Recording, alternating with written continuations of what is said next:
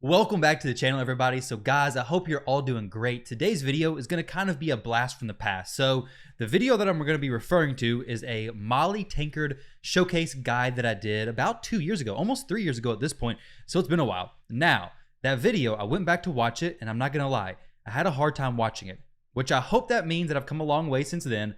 But either way, it was interesting, but not in a good way. So Maulie Tankard. Now, that was the video I'd done before. But the main inspiration for this video came from a Reddit post, which I wish I could show you guys, but unfortunately, Google Chrome loaded these 2 pages for me, which is important for this video, but then refuses to load anything else. So I don't know what the deal is here, but I believe the user on Reddit was named Holy Pea Shooter, I think is what it was. But shout out to them. They posted basically on Reddit saying that Maulie is a very good mischief tank for Hydra. And, I mean, a lot of people use Krisk, but if you don't have Krisk, you can need another option. Basically, your idea with Mischief Tank, that's the head, in case you don't know, that steals the debuffs, spreads debuffs. It's an absolute nightmare. Terrible, terrible, terrible. But if you go in here, you can see all the breakdown of the head of Mischief. But basically, in order to tank the head of Mischief, you want a champion who can place an extra buff on themselves so that the head of Mischief targets them because it focuses the champion who has the most buffs on them. So ideally, you build that champion with a lot of resistance. Well, Maulie has something that does basically, well, the exact thing to be a perfect mischief tank. But we have a lot of other uses for her, so I want to go over this just a little bit, and then I want to talk about all the many other uses for Maulie and kind of how you build her. My key on Brutal was 1 key, just a little bit above 1 key. The team definitely wasn't fine-tuned. I need to work on it a little bit more, but 1 key Brutal, I'm definitely not too upset with that. So her A2 ability is what we're going to be focusing on as far as the mischief tank goes, but it's also amazing for Decay. Decay you can provoke, so it literally 2 heads in 1, plus her passive brings some additional amazing effects. So her A2 ability is kind of like the main part of her kit. This says, places a provoke debuff on all enemies for 1 turn, 50% chance of placing it for 2 turns instead, places a 30% reflect damage buff on this champion for 2 turns. So the reflect damage buff is what allows her to be a mischief tank. Run her with high resistance, get her with good accuracy. We'll talk about her gearing in just a minute, but she can mischief tank no problem whatsoever. And it's very, very nice because not only does she bring an answer for mischief, she also brings a provoke for the head of Decay. She also brings a passive that fills the turn meter of all allies by 15% when this champion's hit, fills the turn meter of all allies by 25% when this champion is hit by a boss. So you're getting turn meter fill, plus an answer for the mischief head, plus an answer for the head of Decay on a champion who has a lot of other uses as well. So to be honest, Maulie is a champion who I tried to force into Hydra before, but it was with a Shamel team, and it really wasn't working the way I did it. But the team I ran earlier, like I said, from inspiration from the Reddit post, actually worked very, very well. So the one thing that's very important, Maulie is going to do a lot of turn meter boosting, but you do need her fast. You need her fast. You ideally want to bring a decreased speed champion as well as an increased speed champion. My choice was Lady Kimmy. She brings both of those in one champion. So if you can bring extra champions for extra speed, decreasing the enemy speed, then it's going to allow you to actually cycle around. And Maulie kept the provoke up the entire time. There was a few times where I turned it on auto.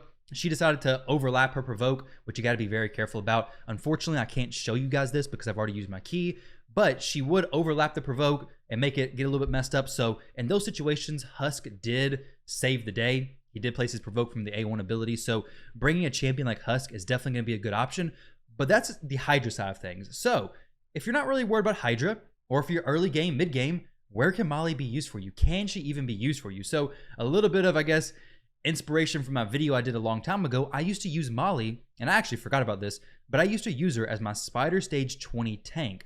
So Maulie, with the provoke, 2 turns, AoE, there's no hitting to it, so it can't weak hit, which is amazing for Hydra as it is, but also, on Spiders, it doesn't really matter what affinity it is. You could even do Stage 25. She's Spirit Affinity. As long as she's tanky enough, it's going to be perfectly fine. Ideally, you would get her to about 315 resistance, so she's not getting debuffs placed on her by the Spiderlings, but just throw her in here alongside maybe an Armiger, maybe a Burn champion, really whatever you have. Just have Maulie in here. She's going to be provoking pretty often. Whenever she gets hit, she's going to be doing this ability. It is a 1-turn cooldown, so if she's fast, it's going to be even better. She also brings a res with the block damage, which is incredible. Her A1, nothing really super special here, but either way, she's going to work great. I mean, she provokes all the enemies. They're going to attack her. It's going to be a very, very good situation in general. So that's not only exclusive to Spider. You can literally use the provoke in any dungeon, okay? Like I said, there's no hits, so there's no weak hits, which means it doesn't matter the affinity. You can bring her with a provoke in any dungeon, and it's going to make it a lot easier to keep your squishy champions alive because the enemies are going to be focusing her. And assuming you have that ability booked, Maulie's provoke is on what? A 3-turn cooldown? That's super low. 4 turns before it's booked, but definitely go ahead and drop some books into her. She's not super book demanding at all, which is very, very nice. But either way, absolutely amazing kit. Now let's talk about her artifacts, okay? So this build is definitely not needed whatsoever if you want to use Maulie. So her HP, we got to get a good amount, right? If she's going to be a tank, you want her to have decent HP. I believe in the video I did before, her tank Inspire Stage 20, I think she had like 30,000 HP, maybe 35,000, about 3,000 defense. Her speed was somewhere around 200, I think. Her resistance, I believe, was like 300, and her accuracy was somewhere like 200 and something. It was all good stats. It definitely works for doing Spider Stage 20. But if you're going to push her to Hydra, you need to make sure that your resistance levels are appropriate for whatever difficulty Hydra you're doing. So this document right here, I'll leave it linked down below if you guys want to check it out. But basically, it breaks down everything you need to know. Say you're doing hard rotation. Okay, so rotation 3, okay? Another thing with this rotation is Mischief Head doesn't start on this rotation. Granted, you do want to have an answer for Mischief if it does pop up, but since it doesn't start, it's a little bit difficult as well to get a video for it. But like I said, I already used my key. Maybe we can get one out next week if you guys want to see it. So the Head of Mischief on hard on rotation 3 is going to be 310 accuracy. So you're going to want about 100 resist more, so about 420, 430. It should be perfectly fine. I was trying to gear closer for brutal. Head of Mischief 345, so I have 471. Maybe a little bit overkill, but honestly, I'm trying to keep Nightmare in mind most of the time when I'm doing these gearings, because I eventually want to be going to Nightmare Hydra once my clan actually downs it. So keep all that in mind if you're going to use it for Hydra. That's very important. Also, you need to be mindful about the resist of Head of Decay, because you want to apply the provoke, right? Head of Decay, keeping that provoked makes the run so much easier. Not having to worry about those cleanse, guys, it's absolutely amazing. So the Head of Decay on hard difficulty has, let's see, a resistance of 170, so 200 accuracy. You're perfectly fine, no problem whatsoever. So 200 accuracy, just get the right stats as far as that goes. Make sure you're landing your stuff, make sure she's fast. Now let's talk about the other area that for a long time was the main area I used her. Okay, obviously she's gonna be good in Doom Tower, she's amazing in Faction Wars, she's an incredible champion. Like, she's definitely an S tier champion in my opinion, and she's been in the game for a long time, which is very cool to see. So Maulie in the arena is another amazing option. Now, I've talked about this before, but it's been a little while. But Hegemon, she is the perfect answer. So with Hegemon, there's typically 2 builds, okay? People who focus on the A2 ability and people who focus on the A1 ability. So the A2 ability, not a whole lot to work around there. Just make sure your fastest champion's wearing immunity gear. Make sure ideally they can cleanse with block debuffs, and you should be perfectly fine, good to go. You don't even need the block debuffs, to be honest. But for the A1 Hegemons, so the A1 ability places a decreased speed, or has a chance to, and it also, if they're running Evil Eye, which they probably are, the master that decreases turn meter, it's going to decrease the turn meter on the target it hits. However, on defense, Hegemon's A1 ability always targets the champion with the lowest max HP. So if Maulie is sitting at 47,000 HP, which should be lower than all of my other champions, which is why I'm running Magnar, so I don't have to worry about him, or like maybe Leoris being lower max HP than Maulie. Maulie can run 47,000 HP.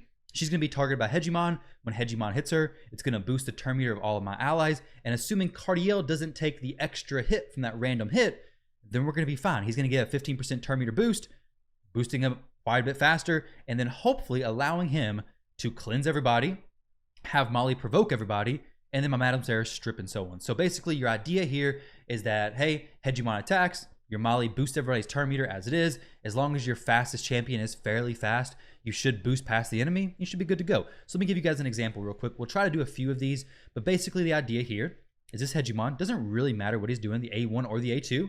Either one's going to work fine. So this is an A2 Hegemon.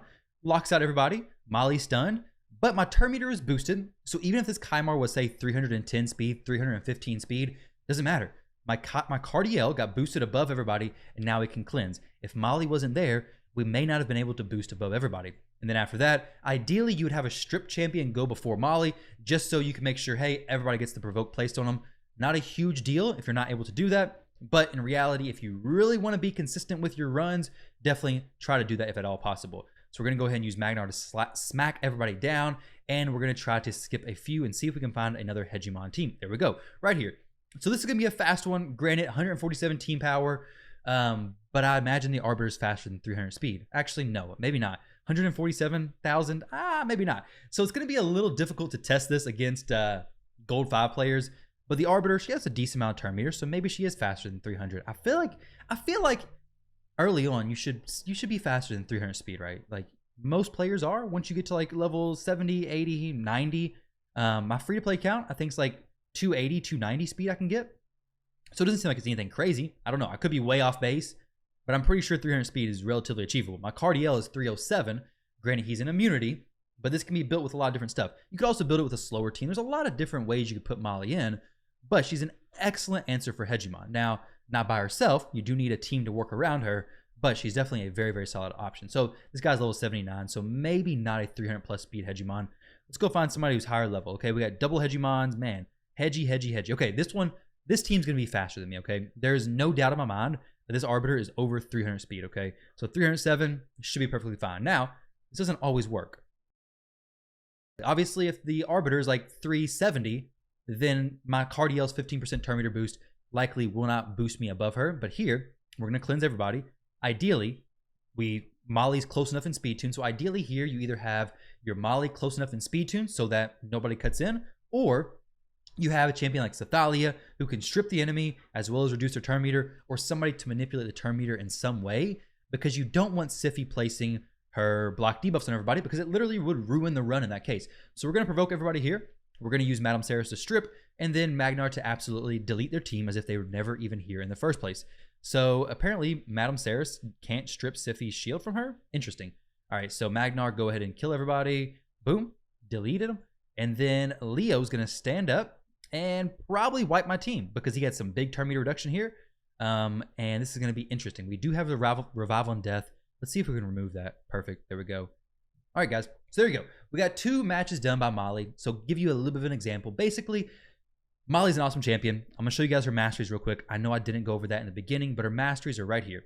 So the mastery setup right here. This is the masteries I use. Not necessarily ones you have to use. This is what I'm using.